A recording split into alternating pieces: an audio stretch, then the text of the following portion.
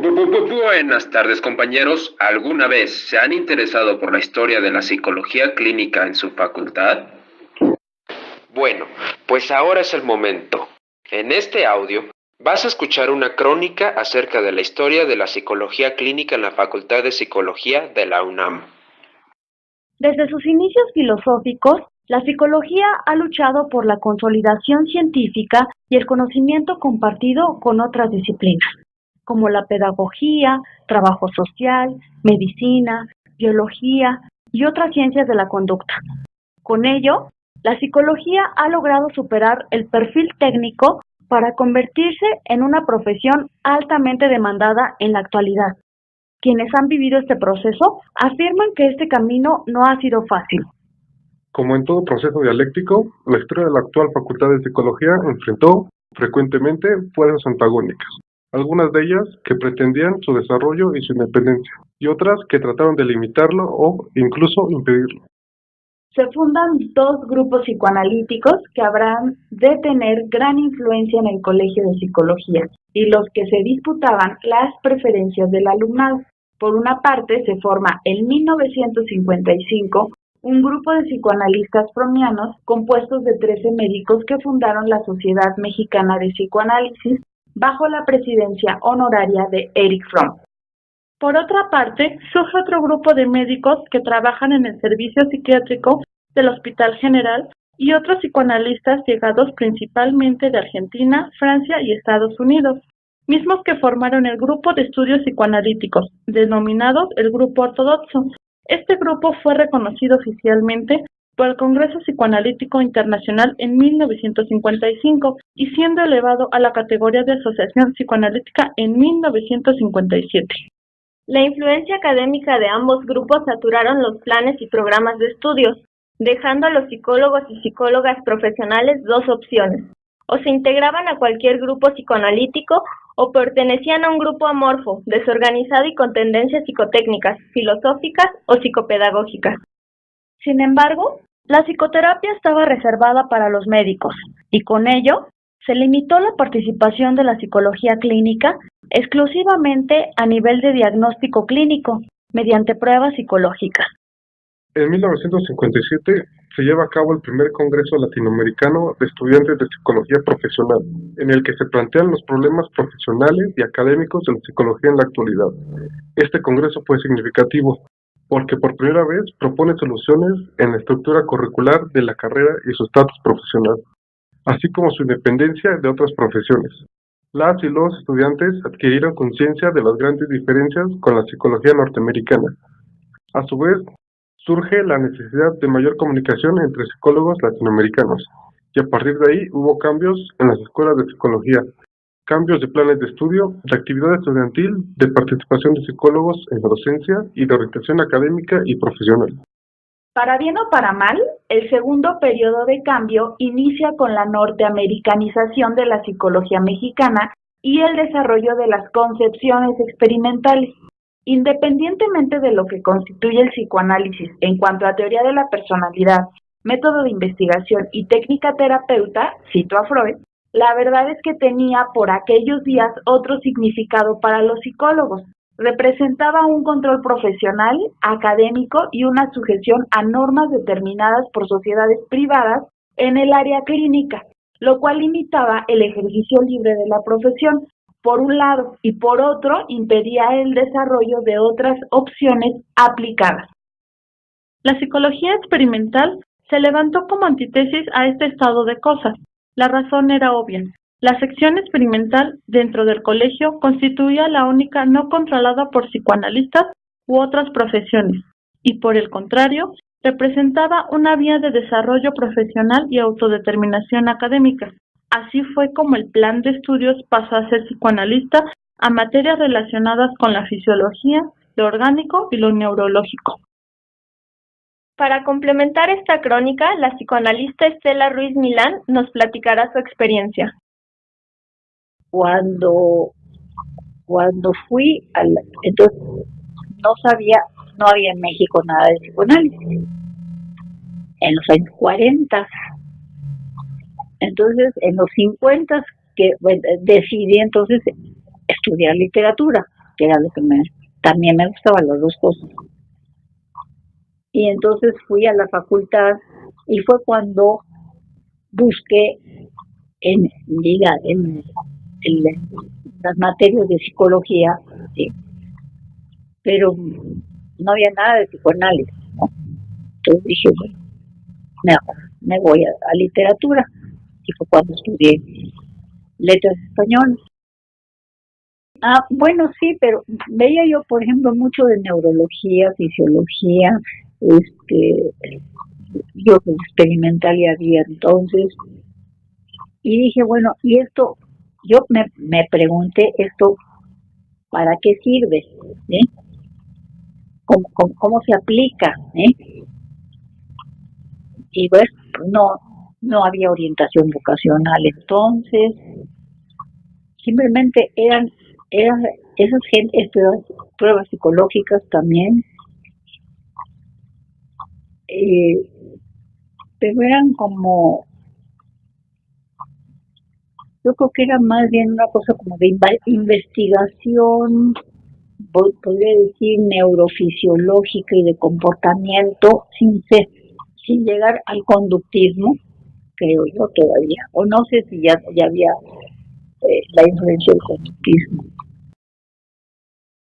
Y por eso me tardé empecé psicología cuando yo tenía 29 años. Mis hijos tenían 4 y 6. Entonces entré a la facultad en Ciudad Universitaria y fue cuando me dijeron, quitamos a Freud la lista de materias, y estaba muy enfocado a fisiología, anatomía, ¿no? Como que lo orgánico, una cosa más de tipo médico. La psicología, sí. Y además, bueno, pues en sus orígenes era un estudio de la percepción, la sensación, la memoria, las facultades mentales, no tanto de la dinámica, que es lo que creo que a ustedes les interesa, la dinámica de la personalidad. Eso yo creo que no se estudiaba o no le daban tanta importancia, sino las funciones mentales, inteligencia, percepción, memoria, motilidad, ¿sí? Funciones cerebrales, ¿no? Funciones neurológicas. Estaba como muy enfocado a lo neurológico. En el año 63 yo entré a la carrera de psicología en la Facultad de Filosofía y Letras, en CEU. Y entonces estaba enfocado completamente al conductismo y a la experimentación, a la psicología experimental. Incluso de la primera clase que yo tomé con gran frustración, dijo el maestro, descartemos lo que dice Freud. La primera frase que oí, nada más a dónde llegué, porque eran no solamente enseñar lo suyo, sino atacar el psicoanálisis. Y luego en esos años, en los 60, los 60, cuando quería uno ser clínico, porque bueno, teníamos el clínico se tenía que doctorar, era en el doctorado ya estaba la especialidad de clínico, de educativa, de industrial, de social, ¿sí? Entonces en las materias de clínica sí la daban psicoanalistas, y por cierto que la daban más que en la escuela, la daban en sus consultorios o en sus casas. Si no cabían los alumnos, pues era en el comedor de la casa. Y eran las clases ya el enfoque clínico psicoanalítico. En la Facultad de Filosofía y Letras, en la Escuela de Psicología, pues yo ni se hablaba de eso. Había por ahí algún psiquiatra que había leído a Freud. Ya me acordé ahorita de Pascual de Roncal, que daba una clase, creo que de psicopatología. Pero psicología clínica era una materia obligatoria del enfermo. Psicología clínica quiere decir el conocer al enfermo, lo clínico en medicina, en psicología, quiere decir estar junto al enfermo. Es la cama, que es cama, cliné, del griego cliné, cama, que es el que está junto a la cama del enfermo. Entonces está muy ligado a psicopatología y hablar de los síntomas de las enfermedades, es la clínica, ¿sí? Pero no con un enfoque de cómo se va a curar o a tratar. No hablaban ni de medicamentos, que eso pertenece a los psiquiatras, ni tampoco de tratamientos psicoterapéuticos.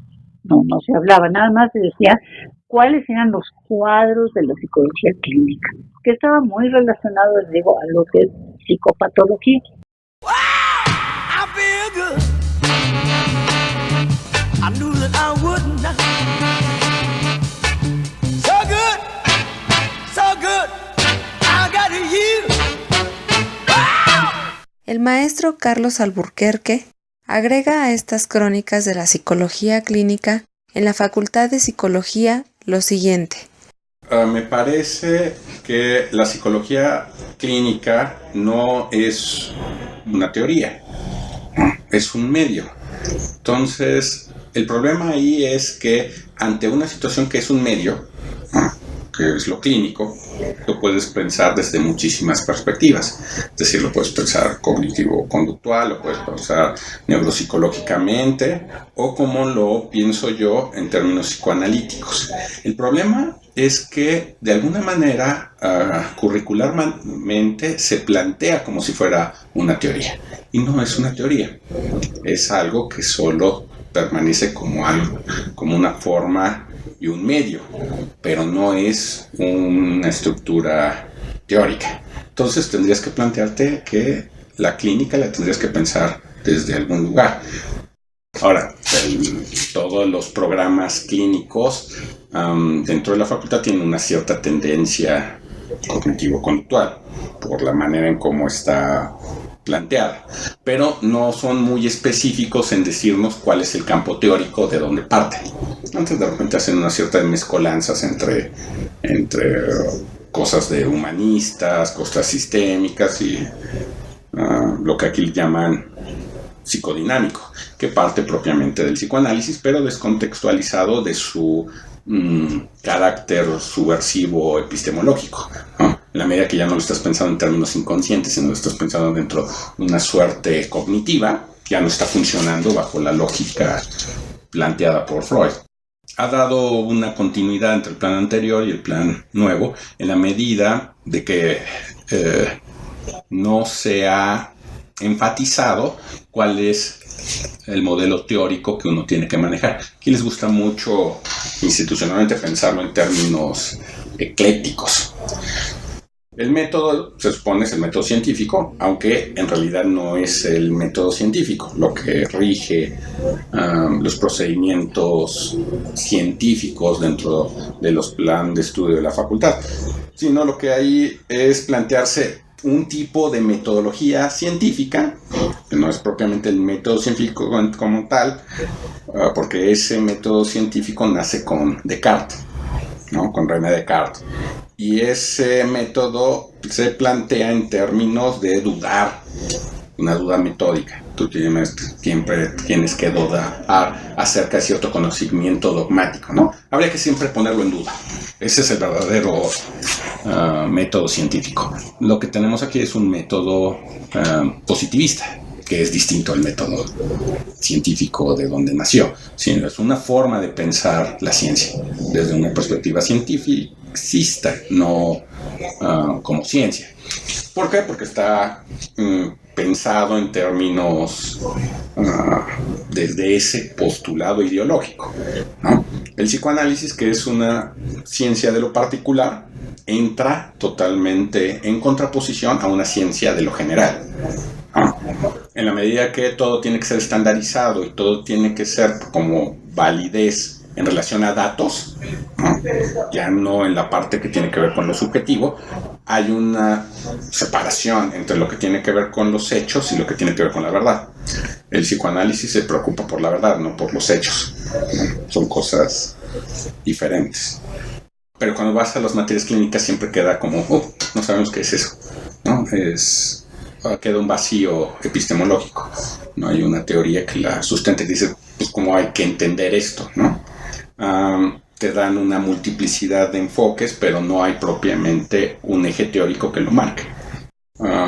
Me parece que, dado que hay esta tradición de pensarlo todo en términos positivistas, ha dejado de lado como la posibilidad de enriquecerse la psicología, o propiamente el plan de estudios, en relación a los métodos clínicos, introduciendo de nuevo el psicoanálisis al discurso, a lo que tiene que ver con la teoría, ¿no? Esa es mi idea. Me parece que no ha cambiado mucho el planteamiento, aunque hay cosas que se beneficia uno de este nuevo plan. Por ejemplo, tú puedes llevar modelos en psicología clínica desde el primer semestre y solo podías ver alguna materia clínica hasta séptimo en el plan anterior. Entonces, de alguna manera aquí te introduce, pero sigue siendo algo que queda desdibujado teóricamente. Es decir, ¿desde dónde lo va? Pues dependerá del maestro que te dé la materia. Pero me parece que es importante resaltar que el método clínico o la psicología clínica es un medio, no es una teoría. Ahí hace falta una teoría que, en mi opinión personal, sería necesario que ocupara el psicoanálisis. Como estudiante pienso que ha sido muy bueno en el nuevo plan de estudios que no se hicieran los módulos como anteriormente se hacían aquí, ¿no? Cuando uno estudiaba clínica lo tenía que hacer por un módulo, es decir, un conjunto de materias que representaban como una sola materia, ¿no? Entonces solo tenías la posibilidad de cursar una materia clínica con un determinado profesor que llevaba todas las materias de clínica. Eso sí me parecía como algo que reducía mucho la posibilidad de toparse uno con nuevos discursos, ¿no? Con nuevas maneras de entender lo clínico, ¿no? Estaba sustentado todo en un paquete, ¿no? Hoy en día no se hace así. Tú estudias psicología clínica o el área de clínica o cualquier otra área social o educativa o neurofisiológica, que aparte no estaba en el plan anterior como área. Ahora está insertada, pero tú puedes llevar con diferentes tipos de perspectivas, ¿no? Y eso me parece que es muy bueno, ¿no? De que no esté planteado en una sola visión, sino que pueda hacerse partícipe de otro tipo de perspectivas. Eso es lo que tendría que ver con la multidisciplinariedad, que se supone que es una de las propuestas modernas acerca de la disciplinariedad, ¿no? Que se supone que es una de las formas en las cuales se organiza el conocimiento actualmente, ¿no? Entonces tú tienes que tener posibilidad de plantearte lo clínico, no solamente desde lo psicológico, sino desde lo antropológico, desde lo sociológico, desde lo pedagógico, desde la teoría del arte. Puede haber muchas maneras de cómo... ¿Por qué? Porque lo que te explicaba desde el inicio es que es un medio, ¿no? No es una teoría, ¿no? Entonces en ese medio puede pensarse de muchas maneras.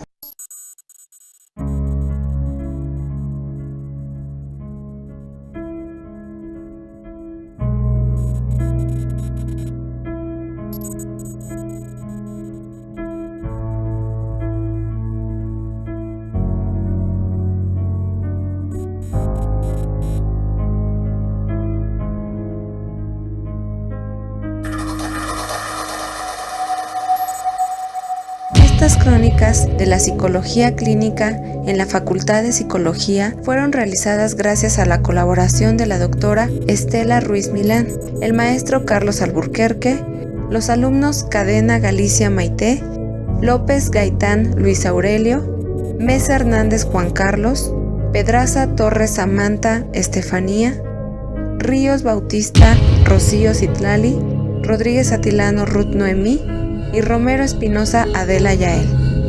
La bibliografía y fuentes de información son la Fundación de la Facultad de Psicología de la Universidad Nacional Autónoma de México, Crónica de los Hechos por Luis Lara Tapia.